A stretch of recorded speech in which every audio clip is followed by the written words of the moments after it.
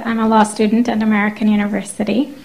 I am here to ask you a simple question. I know that we portray Islam and all Muslims as bad, but there's 1.8 billion Muslim followers of Islam.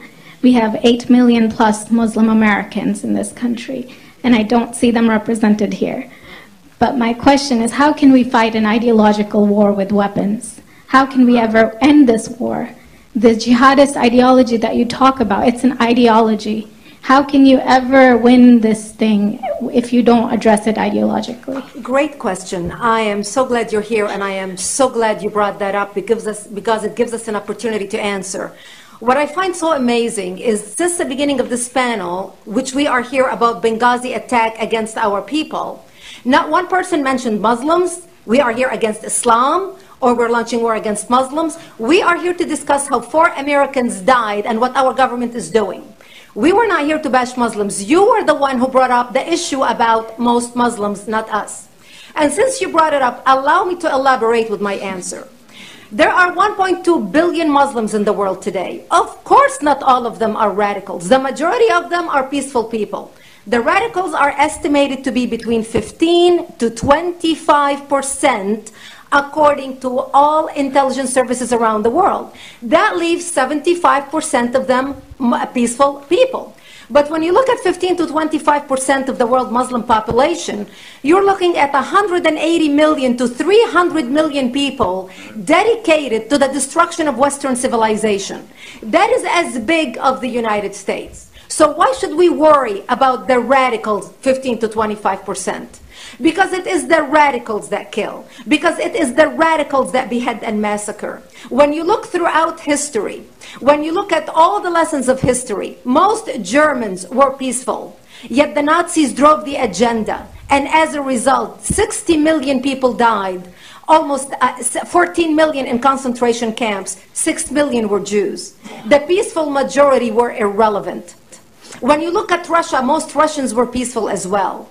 Yet the Russians were able to kill 20 million people. The peaceful majority were irrelevant.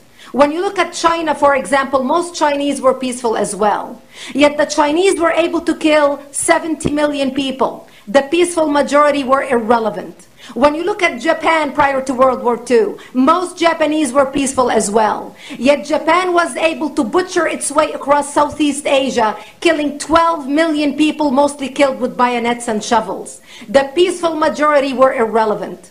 On September 11th in the United States, we had 2.3 million Arab Muslims living in the United States.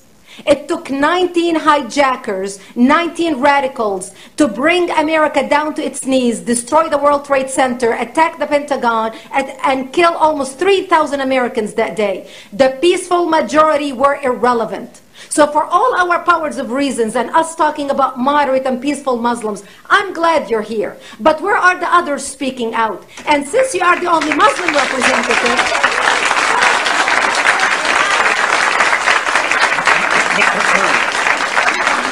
save the applause till the end.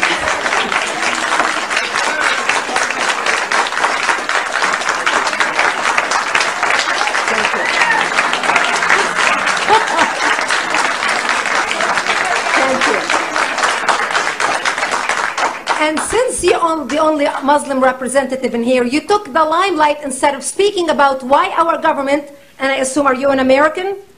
You're an American citizen. So as an American citizen, you sat in this room, and instead of standing up and saying a question or asking something about our 4 Americans that died and what our government is doing to correct the problem, you stood there to make a point about peaceful, moderate Muslims. I wish you brought 10 with you to question about how we can hold our government responsible. It is time we take political correctness and throw it in the garbage where it belongs and start calling it